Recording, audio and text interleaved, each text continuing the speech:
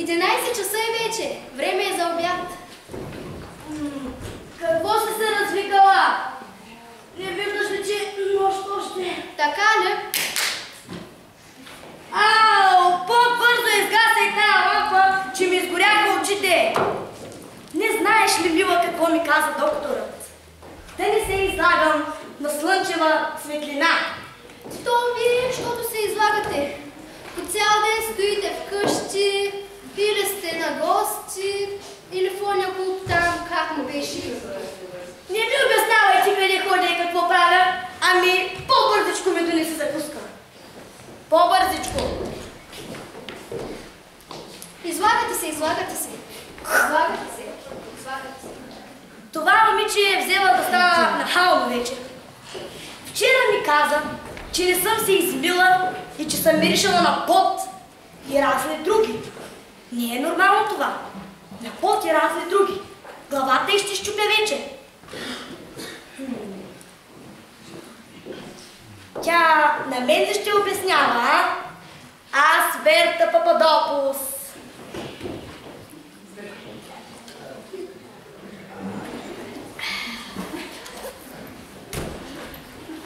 Дето съм живяла в Брандербург.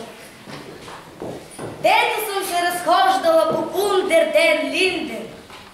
Знае ли тя къде е паркът сам Сусия? Там се разхождах всеки ден. Ей така, като в моя си двор.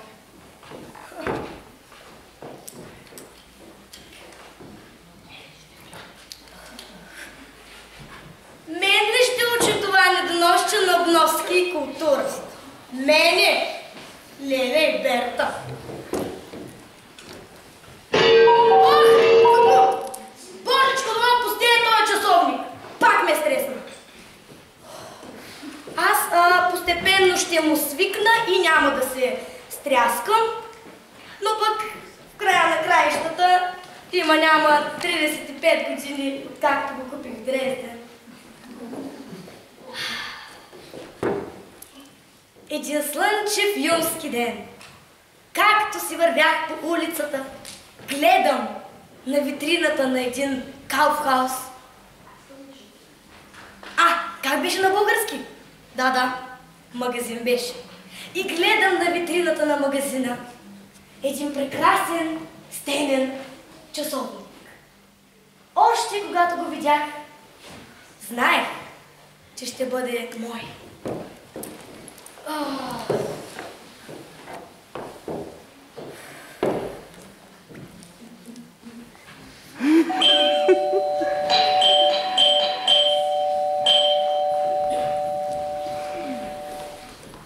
Госпожо, съседката ми ме търси. Да я пусна ли да влезе?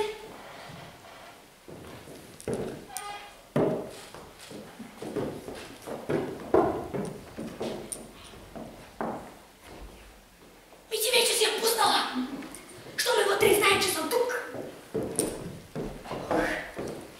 Не ме гледай като Далай Лама, ами я пусна наистина да влезе. После на целия квартал ще разправя колко съм негостоприемна и невъзпитана. Бързо!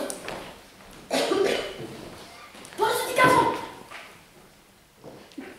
Божечко, сега като влезе съседката ми и като почна да преплаква. О, Берта, скъпа, как си? Добре ли си? Тревожих се за тебе. Не. И днеска няма да имам спокойствие.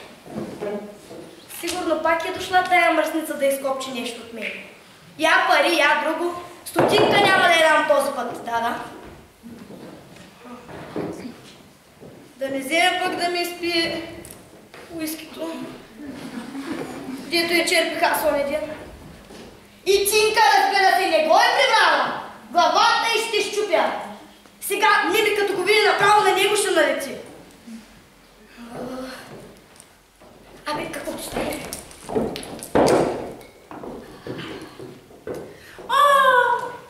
Берта, как си, скъпа, добре ли си? Аз много се тревожих за теб. Защо стоиш там? Зад канапето? Наистина ли си добре? Добре съм. Ти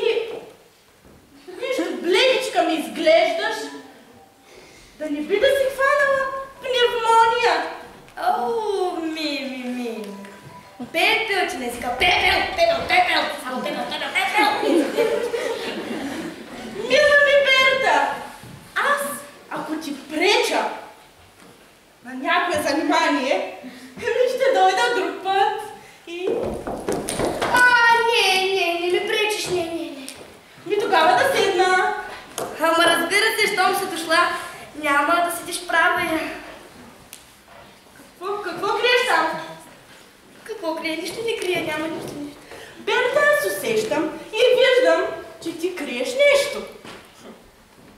Виждаш ли? Аз съм тук цялата. Виждам се. О, че се виждаш се, ама аз виждам друго. Нещо криеш ти под жилетката, криеш нещо, а? Какво те интересува тебе точно? Аз крия ли нещо или не крия, а?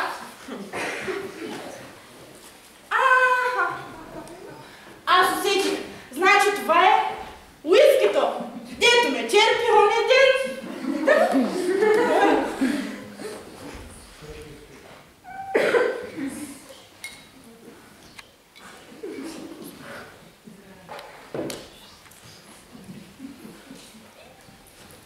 Хайде. Заповядай. Да ти е сладко. Много си любезна, Берта. Ама няма чашка. Аз така как да го пия? Тинке, донеси чашка на съседката Мими. То се е видяло. И какво по-точно се е видяло, Берта? Нищо, аз за времето говоря, за времето. Времето? Да. По-малко. После пак. За времето? Ти за времето никога не си говорила. Днес така как изведнъж? Днес изключително много Мими се интересувам от времето навън. Интересуваш се да не би да си ходила, Берта, в оня клуб Щастие. Кой клуб? Хайде, Бибила, и двете знаем, че ти най-редовно ходиш там. По-малко, моля те! Чак от сега редовно. Ходила съм 4, 10, 15, 20, 35, 40, 50 пъти най-много и то само от любопитство и беше преди година-две. Година? Две? Да. Аз, мила Берта, ходих. И собственика на клуба ми каза, че ти си ходила вчера. И точно за Драганов си питала, нали? Твоя бившия. Въобще не съм ходила, бе. Извинявай, препърквам се. Въобще не съм ходила. Така му се е сторило, припознава се. А ти точно най-добре знаеш колко паметта изневерява. Точно ти. Да ти преседна. Аз, че зная. Ама той човека твърди, че си ходила и точно за Драганов си питала. Ама той човека, разбирам го и аз да бях. Въобще не ме интересува. Какво да ми каже за Драганов? Нали не те интересуваше? Какво да ми каже Драганов? Що ми взе уискито, бе? Какво ти става? Какво? За Драганов? Какво? Заминал е човека! Къде е заминал? Как така? Как така? В чужбина е заминал. Никъде другаде не може да замине. Ти май ме лъжеш, а? Аз да лъжа тебе! Ти, Берта, си най-вярната ми, най-добрата ми приятелка. Обиждаш ме, аз тебе не. Точно тебе пък не мога да излъжа. Тинке! Ела тука, бързо. Вземи сточилката и стой на вратата. Хайде. Сега ще видиш ти откъде изгрява слънцето и може ли да ме лъжеш безнаказано. Така. Ти, какво си намислила? Каква точилка? Берта, плашиш ме? Аз тук повече в този дом няма да стъпя. Че аз не съм те канила лицемерка такава. Обаче, мила Мими, ти сега от тук жива няма да излезеш, ако не ми кажеш какво е станало с Драганов. Да взема да ти кажа тогава. Да, и аз така. Берта, оженил се в чужбина човека. И трябва да го забравиш, нали? Оженил се!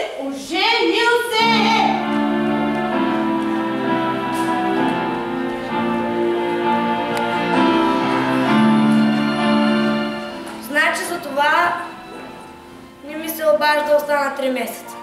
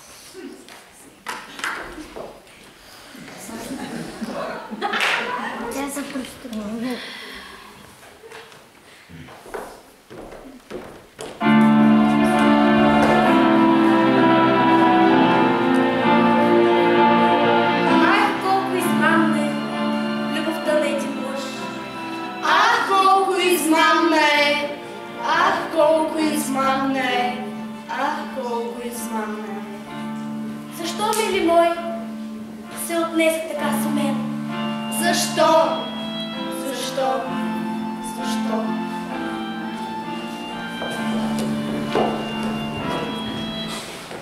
Значи така.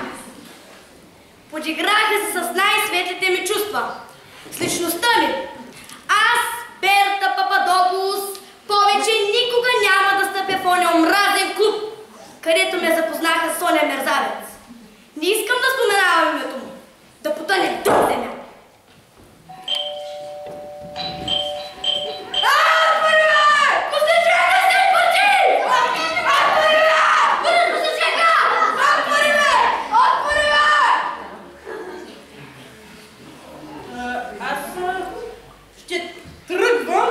Сигурно отново ти идва гости.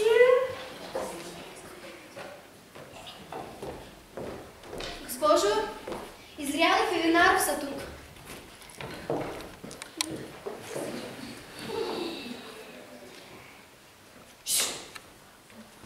Задушно е. Айде седи, бе.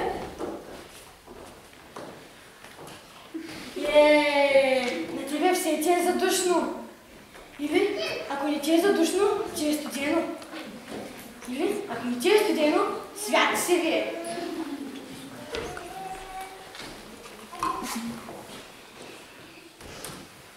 Абе, тук няма ли нещо за пиене?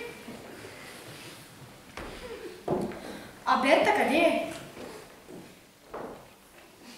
Бре, като е застанала така неподвижно, помислих, че е част от мебелировката.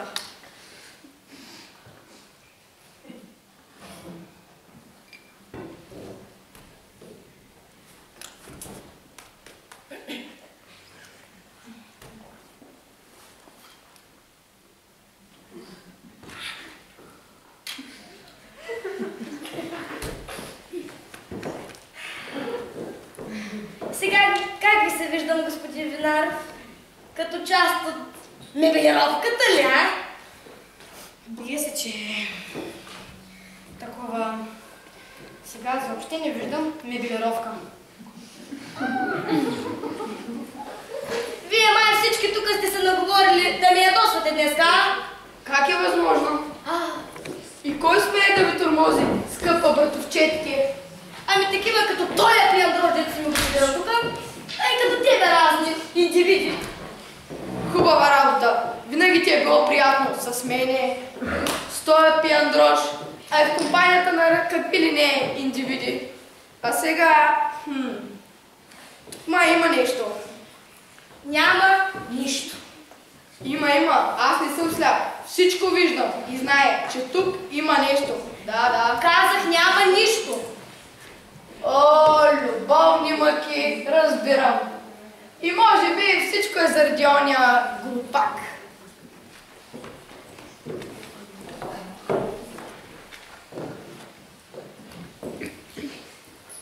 Понякога ще идва съня ти, като не иска и не чака гостени.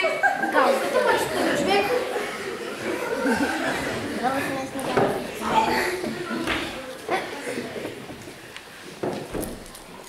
Забавно ли ти е, братовчене? Въобще не ми е забавно. Тинке! Донеси уиски!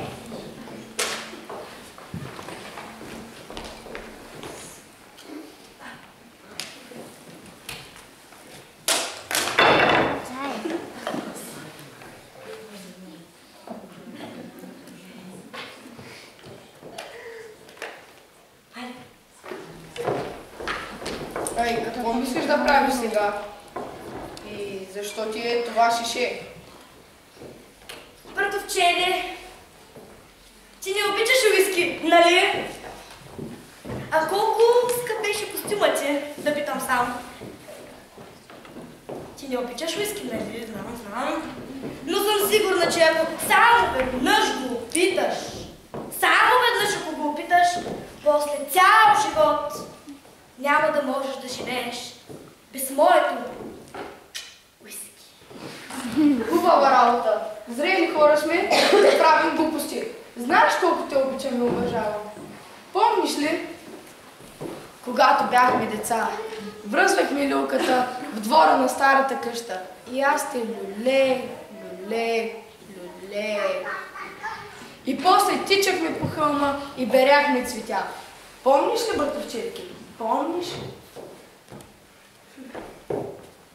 Помня. Ама и помня, като ме замервахте с джанки. От прозореца. И се смейте как стоя подигравателен смях. Като сега. Миличка изстрадала душичка. Чувствам се виновен. Виновен си! Разбира се. Дай ми, миличка, дай ми го това. Дай ми го. Ах, колко съм виновен. Изнеси го това. Къде да го махна? Навсякъде, само да не е в тази стая и пред очите ми, защото тая смотва. Братовчетка ми се е чалнала и не е изключено да направи някоя простотия и да ме залее с това шише С уиски, братовчете, с уиски. с уиски и после и двамата ще ми станете на уиски. Че се станал нервен. И за всичко някой му е виновен. Когато бяхме студенти в университета, все мен питаше за щяло и нещяло. Винаров, кажи отговора на този въпрос. Винаров, разбери дали тая си има приятел. Винаров, имаш се с декана. Почушни му нещо, че съм пред изгонване. Завърши благодарение на мен. Аз съм му подсказвал на изпитите. Аз съм му намирал приятелки. Аз съм го спасявал от изгонване. Писна ми да съм слуга на някакво първеню, което си мисли за нещо голямо, само защото е наследило богатството на чичо си. Казах да изнесеш шишето, защото ако пак почнеш да ми се лигавиш, ще се разделиш с френския ми коняк на цели епохи, разстояние. Пази Боже!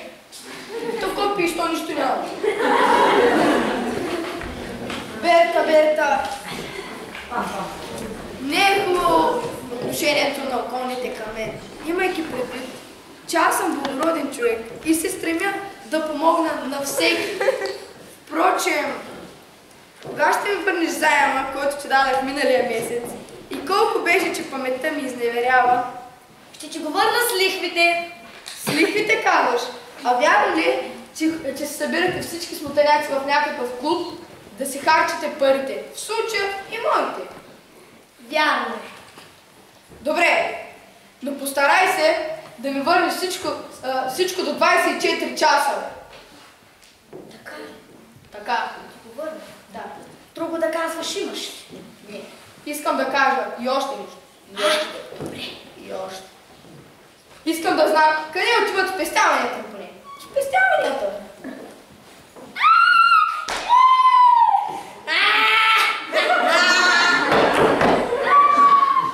Спестявания!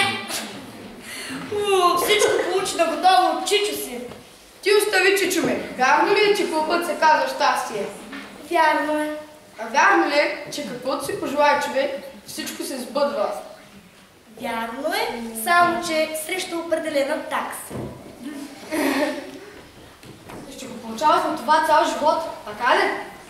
Така. Според таксата казваш.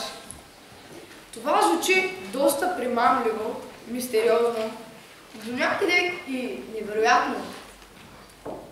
Не си задължен да вярваш, братовче. И ти какво си поръча? Не съм си поръчвала. Това не е кръчма.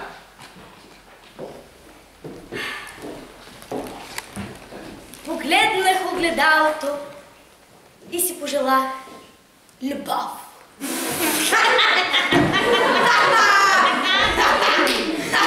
На мен какво да се пожелава? Огледало ли? Какво огледало? Огледало, братовчене, в което трябва да се огледаш, докато изричаш мечтите и желанията си.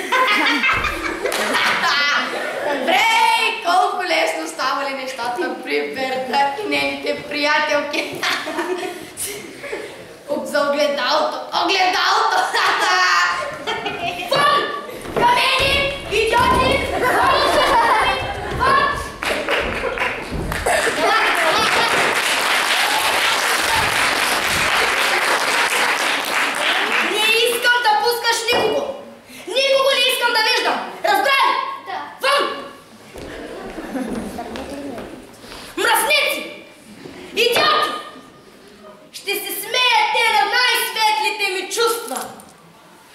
Ама не трябваше да се връщам аз в тая глупава и пропаднала държава. Трябваше да се остана в Бранденбург. Там е моето място. Ех, как мечтая да съм това, което бях, когато мечтаех да съм това, което съм.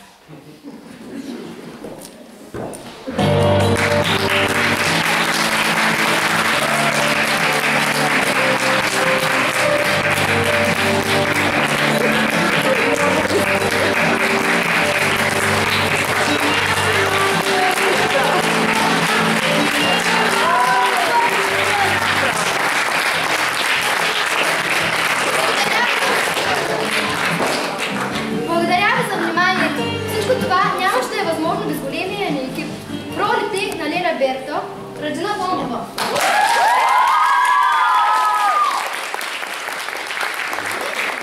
Съседката Денислава Стойчева. Синка, аз Габриела Калчева. Изряд Иван Джангозов.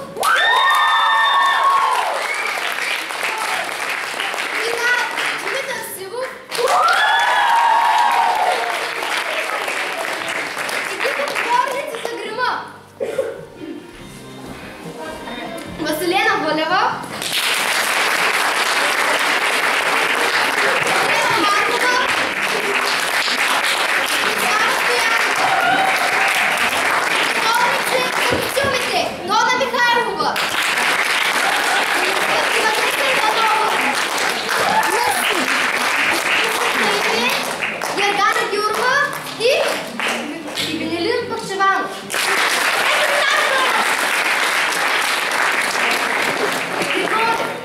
Слава Славова. Музикално оформление Джордан Тодоров.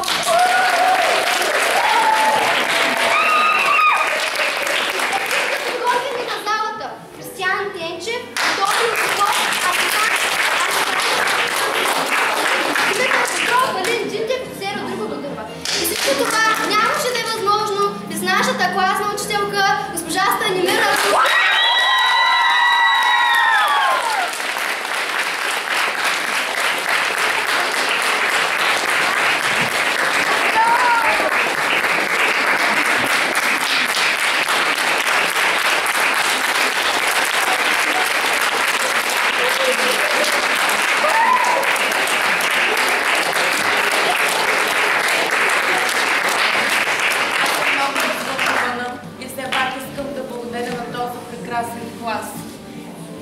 Искам да ви кажа с две думи, че малко с две думи всъщност.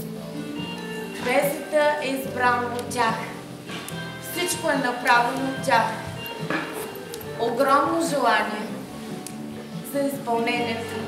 И смятам, че много добре се справиха. Благодаря и на родителите, защото без тяхната помощ, разбира се, нямаше да се случи всичко това. Благодаря на колегите, които бяха така отзивчиви да се включат в нашата инициатива. Много ви благодаря още веднъж. Много ви благодаря.